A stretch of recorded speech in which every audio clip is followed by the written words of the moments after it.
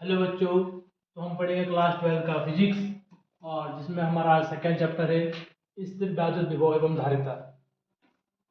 तो इस चैप्टर से पहले हमने क्लास 12 का चैप्टर नंबर फर्स्ट पढ़ लिया है और ये स्थिर वैद्युत विभव एवं धारिता वाला चैप्टर आपका दूसरा चैप्टर रहेगा, जिसमें हम आज पढ़ेंगे स्थिर वैद्युत विभव के बारे में।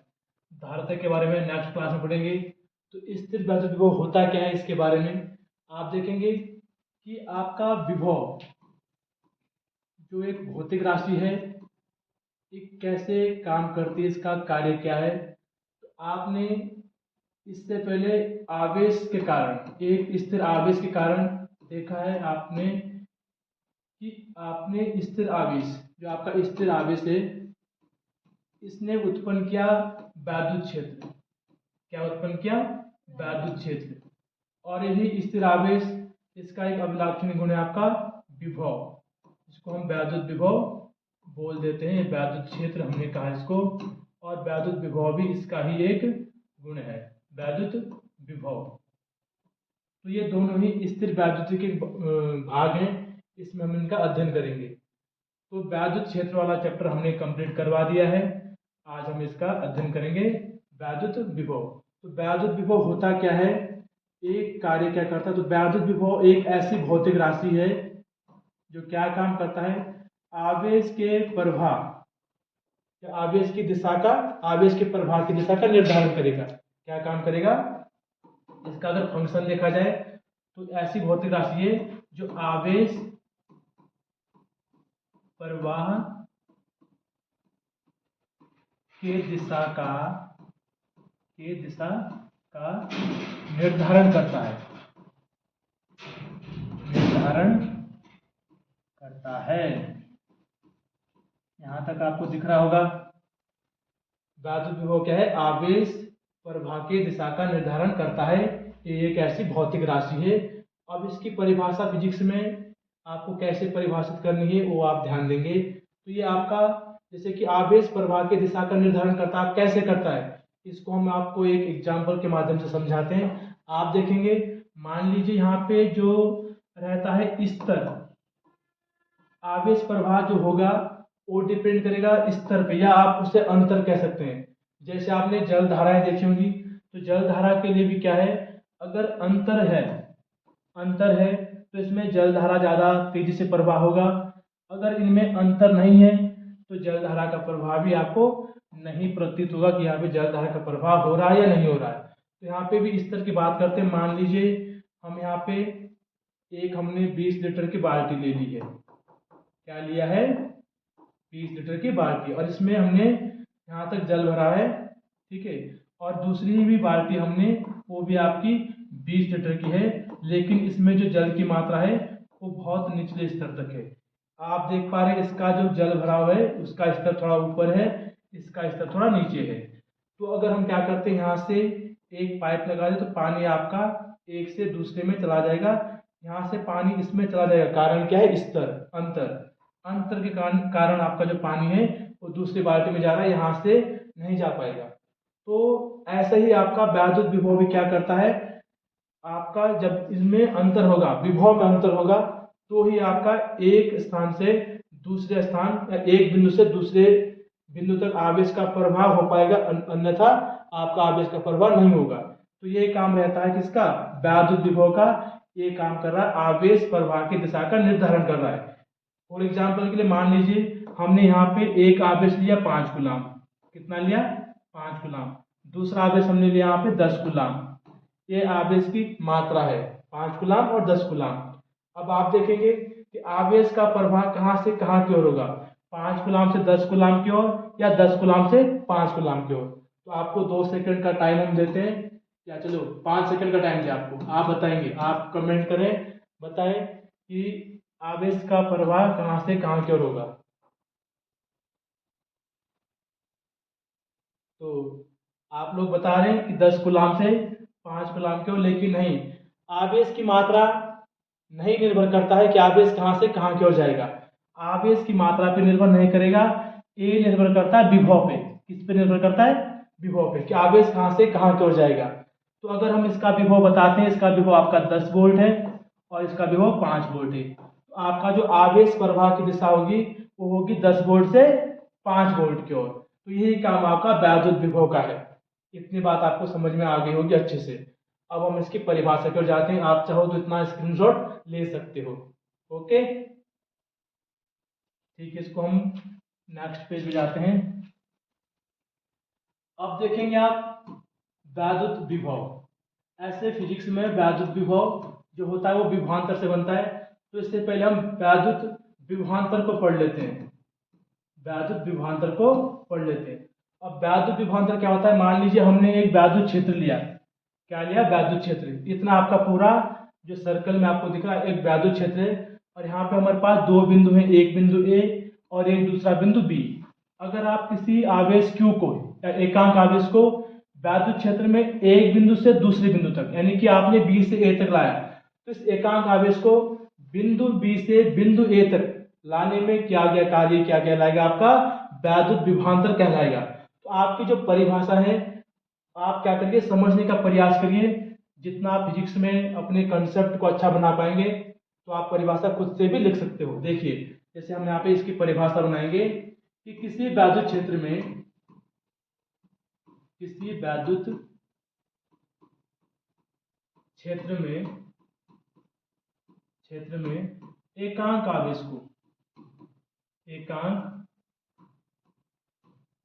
को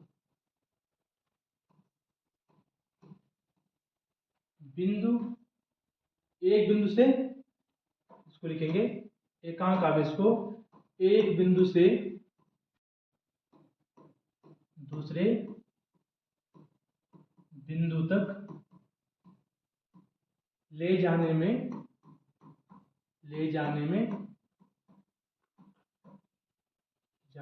किया गया कार्य क्या रहेगा? ये किया गया कार्य।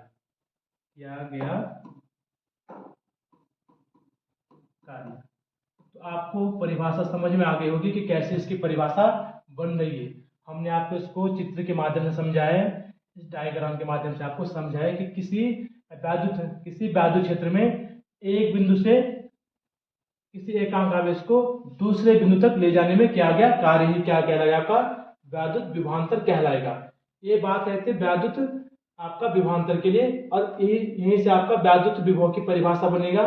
अब इसका जो फॉर्मूला बनेगा, देखो, तो 20 को V से रिप्रेजेंट करते हैं वैद्युत विभवांतर को, तो ये हो जाएगा आपका VA। हमने क्या किया कि आवेश को कहां से कहां तक लाया? VB से VA तक। तो VA minus VB is equal to आपका रहेगा W/Q, एकांक आवेश को लाया। तो अगर हम क्या करें, यहीं से आपका, अगर आप इसका मात्रक देखते हैं तो मात्रक क्या होगा? आवेश, ये आपका जो कार्य का SI मात्रक क्या होता है? वो होता है आपका जूल। क्या होता है? जूल। और आवेश का SI मात्रक क्या होता है? कूलाम। क्या रहेगा? कूलाम। तो जूल पर कूलाम को हम वोल्ट भी कहते हैं। क्या कहते हैं? वोल्ट। तो आपका किसका मात्रक रहेगा? वैद्युत विभवांतर का, विभव का मात्रक भी यही रहता है। अब यहां से आप परिभाषा बना सकते हैं किसकी? वैद्युत विभव की। कैसे? अभी तो हमने बात की किसके लिए? वैद्युत विभव। थोड़ा इसको छोटा कर देते हैं, आपको देखने में आ जाएगा।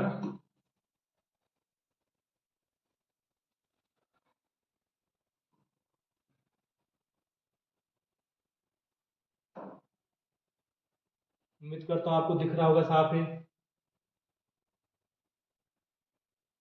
देखिए जरा, वैद्युत विभव क्या होता है। अब हम क्या कर रहे हैं कि जो हमने वैद्युत क्षेत्र में आवेश रखा था, अब अगर उस आवेश को बहुत दूर ले जाएं, और फिजिक्स में बहुत दूर का मतलब होता है कि आप उसको अनंत में मान लें, बहुत दूर। यहाँ पे बहुत दूर, जो अनंत है वो परिभाषित है बहुत दूर रहेगा। तो हमने क्या किया, यदि या जब, ऐसा आप कह सकते हैं कि अब हमने इस आवेश को क्या किया, यहाँ से बी पे न रखे, आवेश को यहाँ पे ला रहे वैद्युत क्षेत्र में किसी बिंदु पर, तो इसको बी पर न रखे आपने इसको बहुत दूर रख लिया आवेश Q को। ये बहुत दूर है। तो आप इसकी परिभाषा कैसे बनाएंगे? एकांक आवेश को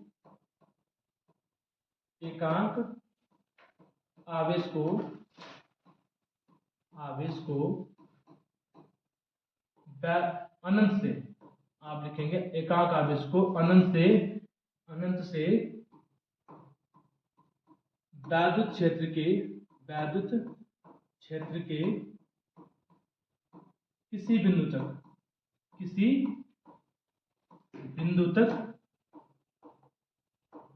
तक लाने में किया गया कार्य, किसी बिंदु तक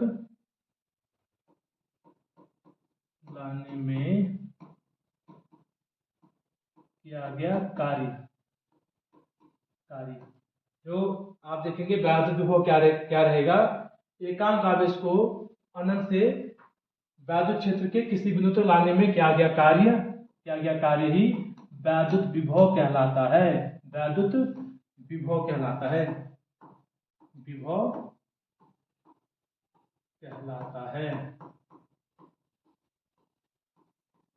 तो आपको ये बात समझ में आ गई होगी।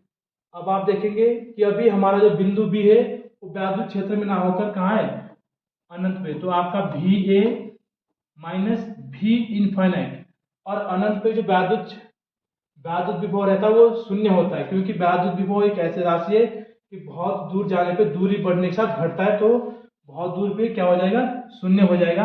और W/Q, क्योंकि आप एकांक आवेश को ला रहे हो तो इसका मान 0 हो जाएगा। तो आप यहाँ पे देखेंगे, इसको भी हम थोड़ा और मिनिमाइज करके आपको पूरा एक साथ ही समझ में आ जाएगा। और यहाँ से आपको क्या होगा, पता लग जाएगा कि वैद्युत विभवांतर और वैद्युत विभव में अंतर क्या है। ये आपको बात स्पष्ट हो जाएगी। आपको इसमें कोई रटने की आवश्यकता नहीं है, पूरा आपको कंसेप्चुअल समझना है। तो थोड़ा हम यहाँ पे और छोटा कर देते हैं।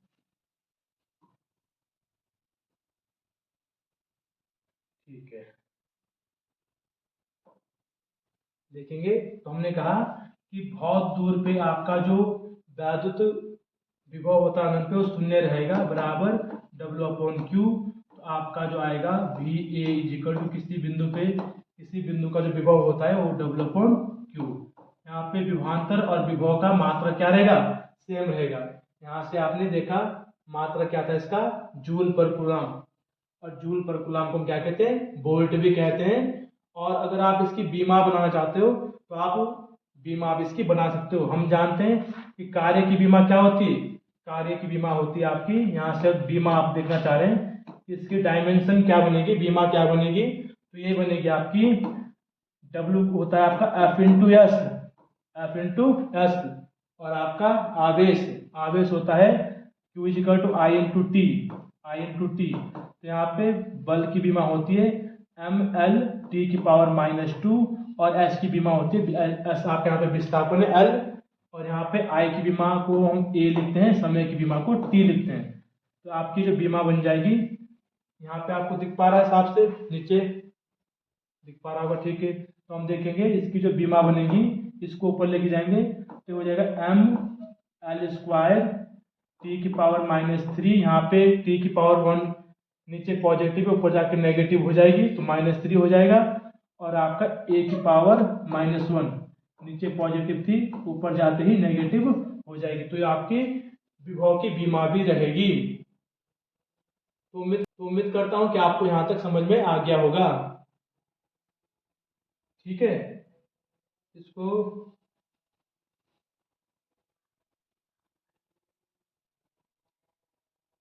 ठीक है, आगे बढ़े। इसको थोड़ा चलिए सिलेक्ट करके ऊपर रख देते हैं। ये आपको शायद यहाँ पे नहीं दिख रहा होगा, तो बीमा आप यहाँ से उठा के इधर इसकी बीमा रहेगी, ऐसा आपने इसको निकालना है। ठीक है, तो यहाँ पे आपने देखा पूरा वैद्युत विभवांतर और आपका वैद्युत विभव में क्या अंतर है, क्या काम करता है। तो वैद्युत विभव का काम क्या था, आवेश प्रवाह की दिशा का निर्धारण करना, कि आवेश कहाँ से कहाँ की ओर जाएगा। आवेश की मात्रा नहीं निर्भर करती है कि आवेश कहाँ की ओर कहाँ से कहाँ की ओर जाएगा, वो डिपेंड करता है विभव पे।